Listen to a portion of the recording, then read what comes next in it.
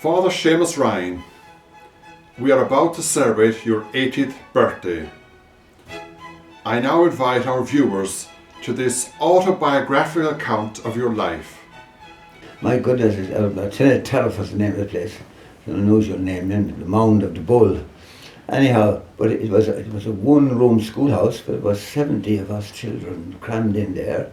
It really wasn't much more bigger than a kind of, it wouldn't be, one good classroom today would be much bigger than the single room. And they divided it in two, then hung a rope across the middle of it and hung a couple of sheets across it just to cut off one from the other. That's my big memory of it anyhow. And we could be listening to what Mrs. McCarthy was saying as well as what Mrs. Ryan was saying, And so, credit due to them, they were both very good teachers, they were really. After primary school in Cappamore, it was off to St. Flannan's out there in Ennis, County Clare. Played in two Harty Cup, won two Harty Cups. The other was captain in the final year in 1954. But it was good.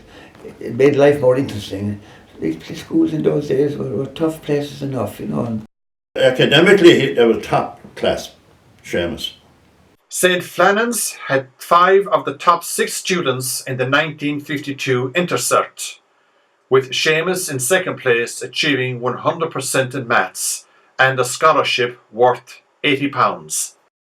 Seamus, you haven't spoken to me about the Limerick County hurling team, which you yourself and Father Liam were a part of, and I've seen photographs of you there on Munster final day.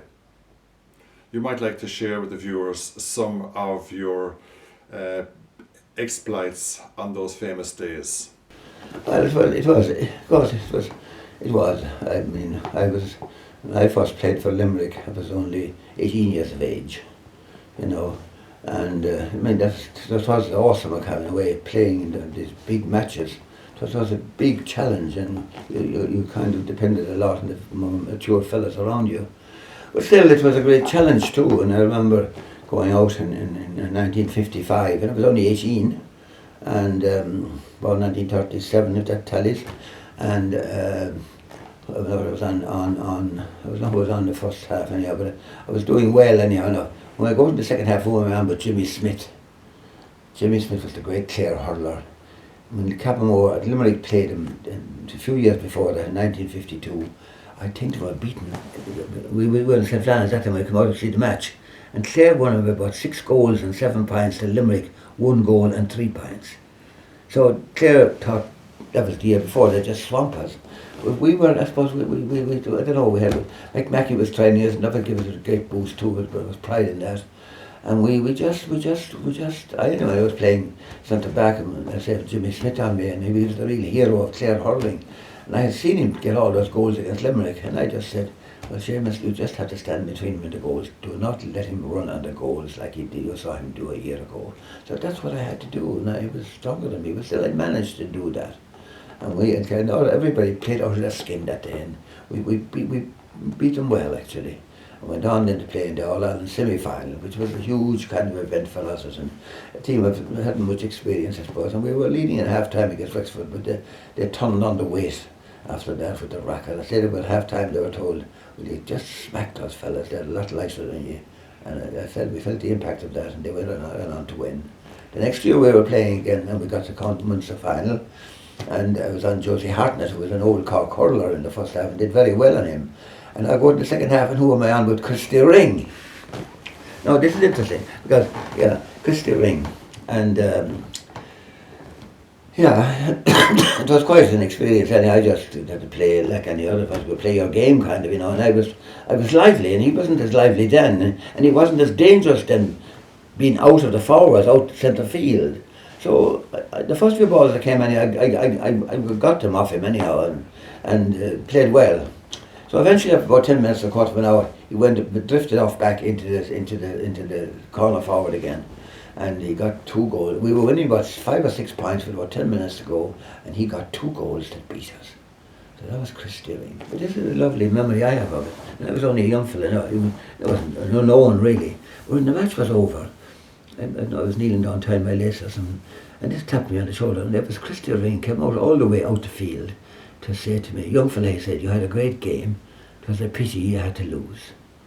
I don't know whether he meant that or not now, but wasn't it a nice compliment of him now? Yes. You know, the great Christy Ring and me there was nobody. So I thought, listen, I wonder on some of the GA players on the great men. I thought that was a lovely gesture from somebody like Christy Ring, and I've always remembered it. Mm-hmm. Yeah. But to remark about Seamus on the field, he was a powerful centre half back, the mainstay, which is a position which is very important in any team. And you think of it, the huge numbers were going on for Priestfield in that time. And altogether, in the college, there were 540 students in the college. Imagine 540, I think in terms of today, you might have only 40 going to Maynooth now, and around that. So it was a huge number. We were very enclosed. You think 540 fellas. And we never got out. You could go in there in September. You never got outside the door until you went home for Christmas. Seamus, on Sunday, June the 18th, 1961, you were ordained to the priesthood in St. Patrick's College, Maynooth. On Monday the 19th of June, you were back in Cappamore, and here you are about to say your first Mass. The banner reads, "Congratulations today, the greatest day of all." This banner was unfurled over the gates of St. Michael's Church, Cappamore. Crowds of Cappamore people gathered in jubilation. We see Seamus giving his first blessing. The local GAA hurling team, whom Seamus played so successfully with, form a guard of honour. Now the camera turns to his home in Dromalty. There were no big hotel celebrations in those days. Neighbours and relatives returned home for the morning breakfast.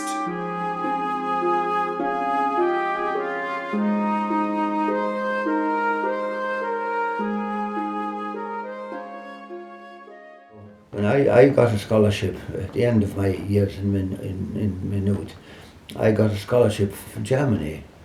The Germans were very anxious in those years, you know, to kind of, I suppose, make up for the horror of the war, and they gave very generous scholarships. I had more money. I think I had more money for that scholarship than I had any time in my life since.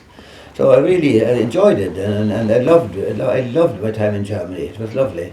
It was a liberation. It really was a liberation to go studying. And I went out, I knew I was going to get an offer, was going to promise a scholarship. So I went out some of the summers learning the German and kind of language schools. So I was pretty ready for it. So there were years I really enjoyed, the 2 or 3 years I spent there. Really enjoyed. You have great, and some of the professors there were all, the Vatican Council was on. You know, in I say 1960 began 1959 to 62, or those years. Those were the very years when after those years I was in Germany some of those years or after it. And so they were coming back from the council, say Joseph Ratzinger, who was a big professor, who later would be Benedict XVI. He would come back from the council and he'd tell us what was going on there. You know, and he had written a book about it, and it was fascinating to listen to him. You know, they were really, and it's all the great scholars as well, who were worldwide known scholars. So for me it was a wonderful help going back to teach myself later in Thurles. I was teaching in theology. So largely I benefited greatly from the studies I had in Germany, much more than what I had in Maynooth.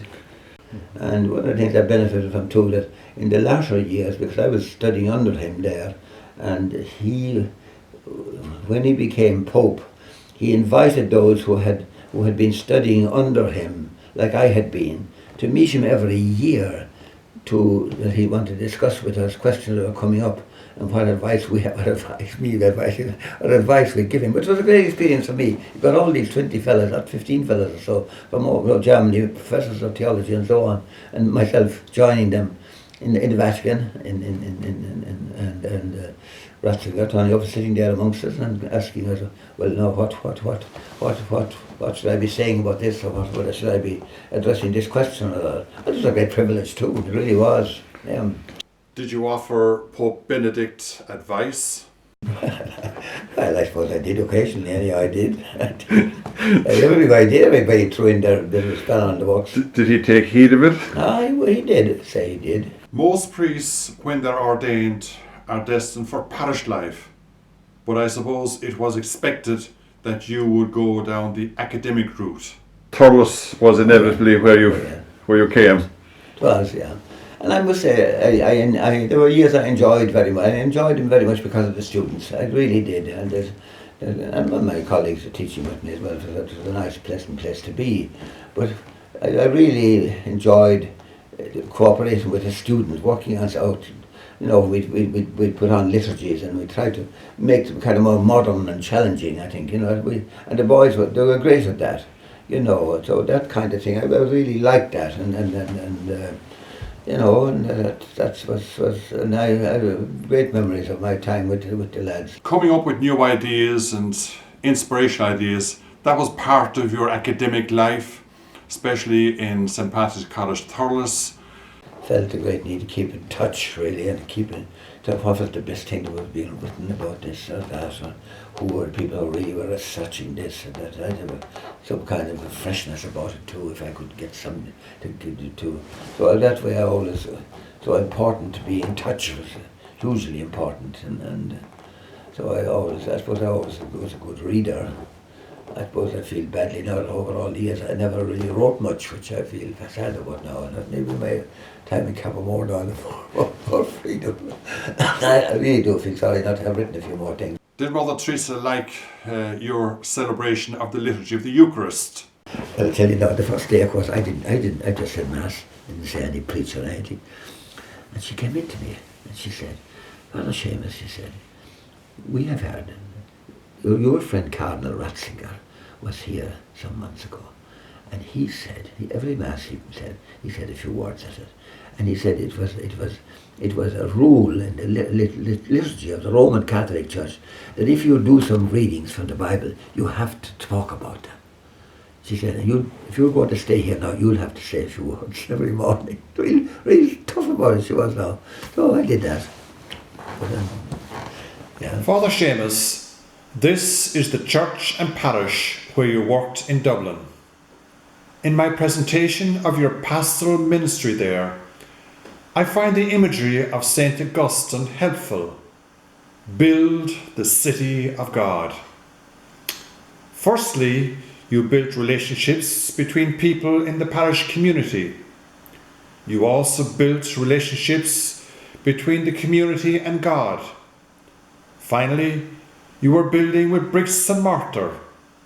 In 2007, Fr Seamus Ryan was the recipient of the Dublin Lord Mayor's Award for his tireless devotion to missionary work, together with his commitment to creating a sense of community, particularly in the Ballyfermot area. It was presented by the then Lord Mayor, Vincent Jackson, who now speaks of Father Seamus. I remember one of the evenings I was up in the parochial house room and there was a knock at the door, and because of there would be some in the community who would gravitate towards Father Seamus's hall door for everything, for every problem and for every financial situation. They'd be looking for money for cigarettes and alcohol in some cases, and he'd always give something to those people. And I remember on this occasion I said, Father Seamus, you're only encouraging them all to come by giving them, but with full sincerity, with no expression that would mean anything different. He said, Vincent, any one of those could be our Lord. He said, come into the door, So the whole, it was a great experience. I loved the people of Ballyfermot, I really did. They were lovely to me, and it was a joy to be a priest there, and gave me a whole new insight into being a priest in a big city like Dublin. It's very different from being in Cappamore or somewhere else. It was a lovely experience for me. I have a strong conviction anyhow that the church of the future has to be a raised involvement of lay people. There's no doubt about that. A huge involvement of lay people. Now, how that can be done, I don't know, but I mean, well, it's not anything like parish councils or whatever, but that lay people have to be involved much more. And of course they have to be trained for that then. Well, and it's absolutely vital. And we don't know what's going to happen, but the priestly number now is going down, as we know only too much, only too well. But we really have to do more to involving lay people and the wonderful gifts that they have, that you know only too well yourself. No? And that's what we have, and that people will understand, and that a lay person, these married men or these married women, it's such a huge contribution to make in life, you know, and we have to be more involved, and that's the future, certainly. Anyhow, I would say that has to be done. What maybe message out of all the many you've read inspires you, particularly thinking of your great love for St. John's Gospel? Well, what do you say? I mean, God, what do you say? I mean, the story has come down the centuries about St. John, the evangelist, we call him, that he was an old man, he was the last of the apostles, the tradition says he was the last of the apostles to die, and when people would come asking him to give them some message or other, he would simply quote the words of Jesus, love one another as Jesus has loved you, you know. And of course John himself, John was the only apostle at the foot of the cross, and Jesus' words to him, you know, when he saw John standing with Mary, his mother, he said to John, you now have to be her mother. Son, behold thy mother.